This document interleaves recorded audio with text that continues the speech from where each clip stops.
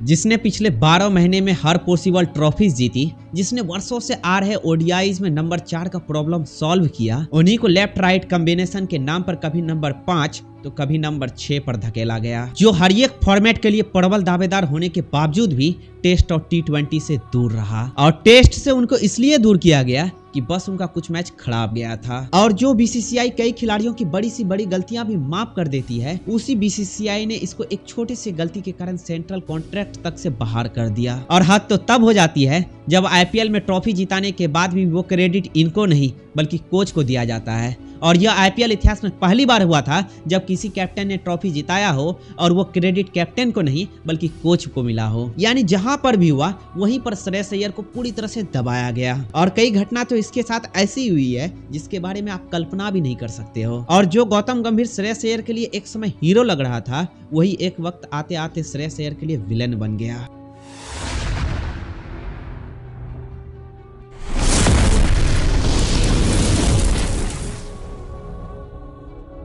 10 फरवरी 2024 को बीसीसीआई ने तीसरे, चौथे और पांचवें टेस्ट के लिए टीम का अनाउंस किया। श्रेयस अय्यर पिछले 3 सालों से टेस्ट टीम का हिस्सा थे, लेकिन श्रेयस अय्यर का व्हाइट बॉल में तो रिकॉर्ड शानदार था, लेकिन रेड बॉल में अभी भी वो संघर्ष करते हुए नजर आ रहे थे। पिछले 11 इनिंग्स में उनके बल्ले से मात्र 187 रन ही आए थे, with in average of 17। England के खिलाफ इस सीरीज में पहले 2 मैच में खराब परफॉर्मेंस के कारण उनको बाकी के बचे मैच से ड्रॉप कर दिया गया। और ये वही वक्त था जब बीसीसीआई ने स्ट्रिक्टली सभी खिलाड़ियों को ये हिदायत दी थी कि यदि आप फिट हो और इंटरनेशनल क्रिकेट नहीं खेल रहे हो तो आपको डोमेस्टिक क्रिकेट खेलना होगा। तभी एक न्यूज आया कि बैक स्पेजम के कारण श्रेयस अय्यर मुंबई के रणजी टीम से नहीं जुड़ पाएंगे, लेकिन एनसीए ने इस बात को पूरी तरह से नकार दिया, क्योंकि उन्होंने कहा कि श्रेयस अय्यर अभी पूरी तरह से फिट हैं और ऐसे में वो फिट होने के बावजूद भी मुंबई के लिए रणजी खेलने नहीं गए। उस वक्त वो केकेआर के प्री सीजन कैंप में थे, तो ऐसे में रूल्स ना फॉलो करना और आईपीएल को डोमेस्टिक क्रिकेट से ज्यादा वैल्यू देने के कारण 28 फरवरी 2024 को उनको सेंट्रल कॉन्ट्रैक्ट से बाहर कर दिया गया। हालांकि उनके 1 साल बाद ही फिर से उन्हें सेंट्रल कॉन्ट्रैक्ट मिल गया, लेकिन इस बार उसको सेंट्रल कॉन्ट्रैक्ट तो मिला, लेकिन इस सेंट्रल कॉन्ट्रैक्ट का उनको ज्यादा फायदा नहीं मिला, क्योंकि वो ओडीआई में तो कमबैक कर गए, लेकिन T20 और टेस्ट से अभी भी वो कोसों दूर हैं। और अभी जब टीम इंडिया के 2 बड़े स्टार टेस्ट से रिटायर हुए तो तब सबको ऐसा लग रहा था कि इस बार तो श्रेयस अय्यर की टेस्ट टीम में वापसी तो पक्की हो ही जाएगी। लेकिन ऐसे में भी उनको टीम इंडिया के मेन टीम में तो जगह मिलना तो दूर की बात है, टीम इंडिया की जो ए टीम है उनमें भी उनको जगह नहीं मिला है। रेड बॉल में इंटरनेशनल मैचेस में श्रेयस अय्यर का परफॉर्मेंस भले ही एवरेज हो, लेकिन डोमेस्टिक क्रिकेट में रेड बॉल में उनका परफॉर्मेंस बेहद ही शानदार है। और डोमेस्टिक क्रिकेट में रेड बॉल में कई बार उन्होंने अपनी टीम को अकेले ही दम पर निकाला है। और इस बार रणजी फाइनल में जब विदर्भ के खिलाफ मुंबई टीम पूरी तरह से संकट में आ चुकी थी और सबको ऐसा लग रहा था कि मुंबई आज हार जाएगी, तो ऐसे में श्रेयस अय्यर ही थे जिन्होंने शानदार 95 रनों की पारी खेलकर अपनी टीम को संकट से उबारा। और श्रेयस अय्यर की इसी पारी का परिणाम था कि मुंबई इस मैच को जीतकर रणजी ट्रॉफी की चैंपियन बन पाई। और फिर आईपीएल शुरू हुआ। ऐसे में जो श्रेयस अय्यर केकेआर टीम के कैप्टन थे उसको गौतम गंभीर का साथ मिला। गौतम गंभीर एज अ मेंटोर के तौर पर फिर से केकेआर में कमबैक कर रहे थे। और जो श्रेयस अय्यर पिछले साल इंजरी के कारण पूरे आईपीएल से बाहर थे, उनकी भी इस बार आईपीएल में वापसी हो रही थी, और वो भी केकेआर में एज अ कैप्टन के रूप में। श्रेयस अय्यर और गौतम गंभीर की यदि बात करें तो सबसे पहले ये दोनों एक साथ हुए थे आईपीएल 2018 में, जब ये दोनों दिल्ली डेयर डेविल्स के साथ खेल रहे थे। वही साल था जब केकेआर ने गौतम गंभीर को छोड़ दिया था और दिल्ली में उनकी वापसी हुई थी, और वहीं पर ये दोनों पहली बार एक साथ दिखे थे। और उसके बाद फिर से इस आईपीएल में ऐसा होने वाला था जब ये दोनों साथ दिखने वाले थे। लेकिन उस वक्त इन दोनों में कुछ असमानताएं थी, एक अपने कैरियर के अंत पर था तो एक अपना कैरियर स्टार्ट ही कर रहा था, और टीम इंडिया के लिए नया सितारा बन ही रहा था। उस वक्त गौतम गंभीर एक ऐसे खिलाड़ी थे जिसका खुद का कैरियर आखिरी पर था, यानी उस वक्त उसमें डोमिनेटिंग फैक्टर ना के बराबर था। लेकिन इस बार उसको केकेआर के लिए एज अ मेंटोर के तौर पर बुलाया जा रहा था। मेंटोर यानी पावरफुल मैन। और गौतम गंभीर को तो आप लोग जानते ही हो, उसका एक ही सिद्धांत रहा है, माई वे या नहीं तो हाईवे। लेकिन पहले भी लोगों ने श्रेयस अय्यर और गौतम गंभीर का पार्टनरशिप देखा था, तो ऐसे में इस बार भी लोगों को लग रहा था कि ये दोनों एक दूसरे को कम्प्लीमेंट करेंगे। बट 2024 में केकेआर चैंपियन बनी, लेकिन उनका क्रेडिट श्रेयस अय्यर को नहीं बल्कि गौतम गंभीर को मिला। बल्कि पूरे ही आईपीएल में श्रेयस अय्यर क्रेडिट से दूर रहे। ऐसा लग ही नहीं रहा था कि वो केकेआर टीम के कैप्टन हैं। पिछले 10 साल बाद केकेआर को ट्रॉफी जिताने के बाद उनको जो क्रेडिट मिलना चाहिए था, उनको वो क्रेडिट बिल्कुल भी नहीं मिला। सच कहूं तो पूरे आईपीएल में ऐसा लगा ही नहीं कि श्रेयस अय्यर टीम को चला रहा है, क्योंकि जो बंदा इंटरनेशनल T20 टीम में नंबर 3 और नंबर 4 पर खेल रहा हो, वो इस टीम में कभी नंबर 4 पर आता था, तो कभी नंबर 5 पर, तो कभी नंबर 6 पर, और कई बार ऐसा हुआ कि वो बल्लेबाजी करने आए भी नहीं। और यही कारण था कि इस बार पंजाब किंग्स के मैनेजमेंट को उन्होंने पहले ही बोल दिया कि वो पंजाब किंग्स से तभी ही जुड़ेंगे जब वो नंबर 3 पर खेलेंगे, यानी उनके बल्लेबाजी नंबर से कोई छेड़खानी नहीं की जाएगी। वैसे इस बार भी उसका बल्लेबाजी ऑर्डर चेंज होते हुए दिखा है, लेकिन इस बार रीजन कुछ और है। इस बार ऐसा लग रहा है कि इस बार उन्होंने खुद अपने बल्लेबाजी ऑर्डर को चेंज किया है, क्योंकि इस बार कोच की इंटरफेरेंस नहीं दिख रही है, बल्कि पूरे मैच में लग रहा है कि कोई कैप्टन कैप्टेंसी कर रहा है। आईपीएल 2024 का ही परिणाम था कि उनको 2024 टी20 वर्ल्ड कप में नहीं चुना गया, क्योंकि आईपीएल 2024 में उनको उतना मौका ही नहीं मिला कि वो परफॉर्म करके सेलेक्टर के नजर में आ सके। और वर्ल्ड कप के तुरंत बाद ही राहुल द्रविड़ जो टीम इंडिया के हेड कोच थे, उनका टेन्योर खत्म हो गया और 9 जुलाई 2024 को गौतम गंभीर को टीम इंडिया का नया हेड कोच बना दिया गया। गौतम गंभीर का पहला असाइनमेंट श्रीलंका के खिलाफ ओडीआई और टी20 के लिए हुआ, जिसमें श्रेयस अय्यर को सिर्फ ओडीआई में ही चूज किया गया, टी20 में नहीं। और ओडीआई में भी जब उनको मौका मिला तो उनको कोई प्रॉपर नंबर नहीं मिला, कभी उनको नंबर 5 पर खिलाया गया तो कभी नंबर 6 पर। जबकि ये बात सबको पता है कि श्रेयस अय्यर यदि सबसे ज्यादा कंफर्टेबल कहीं फील करते हैं तो वो नंबर 4 पर फील करते हैं, क्योंकि 2023 वर्ल्ड कप में टीम इंडिया की सबसे बड़ी जो समस्या थी वो नंबर 4 थी, और श्रेयस अय्यर ने उसी समस्या को दूर किया था और वो नंबर 4 पर सबसे ज्यादा रन बनाने वाले बल्लेबाज भी बने थे। और उस पूरे वर्ल्ड कप के 11 मैच में उन्होंने 530 रन बनाया था विद इन एवरेज ऑफ 66.25। तो अब जिस प्लेयर ने सालों से आ रहे नंबर 4 के प्रॉब्लम को सॉल्व किया था, उसी प्लेयर को लेफ्ट राइट कॉम्बिनेशन के नाम पर कभी नंबर 5 पर तो कभी नंबर 6 पर भेजा जाता था, जिसका परिणाम ये हुआ कि जो परफॉर्मेंस की उससे उम्मीद की जा रही थी वो परफॉर्मेंस उससे नहीं आ पाई। लेकिन फिर भी इनके बाद भी उनसे जब इस बारे में पूछा गया तो उन्होंने एक ही जवाब दिया कि मैं किसी भी पोजीशन में खेल लूंगा, बस मुझे टीम में जगह चाहिए। लेकिन भाई क्रिकेट पहले ही बहुत अनसर्टेन है, और उसमें भी यदि आपका जगह पक्का ना हो, यानी आपका पोजीशन पक्का ना हो, तो आप तो पूरी तरह से संकट में हो। ऐसे में आपके जगह को कभी भी कोई भी ले सकता है।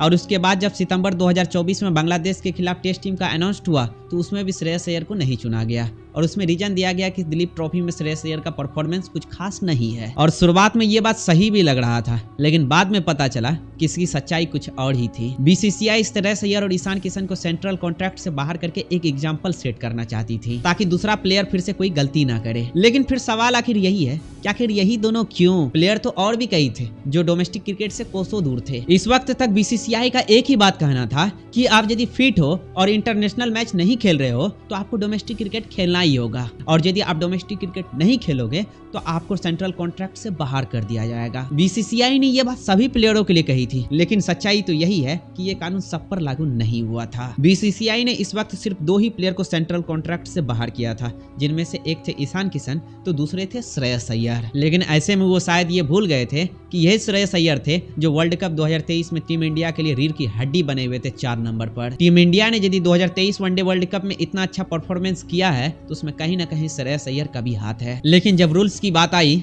तो वो सारी बातें मिट्टी में मिल गई, और ये सही भी होता। यदि सारे प्लेयर के साथ यदि ये रूल्स लगाया जाता तो वो सही भी होता। मैं ये नहीं कह रहा हूँ कि ये रूल्स गलत है, ये रूल्स बिल्कुल सही है। डोमेस्टिक क्रिकेट को हमेशा ही आईपीएल से ज्यादा वैल्यू मिलना चाहिए, क्योंकि यही डोमेस्टिक क्रिकेट है जहाँ से इतने बड़े बड़े प्लेयर निकलते हैं। इसके लिए आप कानून बनाओ और इसको फॉलो करो, लेकिन सबके लिए करो, सिर्फ कुछ ही प्लेयर को टारगेट मत करो। वेल जो कुछ भी हो, श्रेयस अय्यर के साथ यहाँ एक बात अच्छा हुआ कि उन्होंने डोमेस्टिक में जो ध्यान दिया उससे उसका खेल काफी निखर करके आया, और उनकी जो शॉर्ट बॉल जो कमजोरी थी वो भी दूर होती गई। हालांकि इनके बाद भी कई बार वो शॉर्ट बॉल पे आउट हुए, लेकिन धीरे धीरे वो कमजोरी दूर होती गई। इस वक्त श्रेयस अय्यर ने उन सब में वर्क किया जो जो उनको वीकनेस लग रहा था, यानी उन्होंने अपने वीकनेस को पूरी तरह से खत्म करने का कोशिश किया, और इसके लिए उन्होंने तगड़ी मेहनत भी की, और जल्द ही उसको इसका परिणाम भी देखने को मिला। 1 अक्टूबर 2024 को ईरानी कप में श्रेयस अय्यर 57 रन बनाए, जिसका परिणाम ये हुआ कि मुंबई ईरानी कप जीत गई।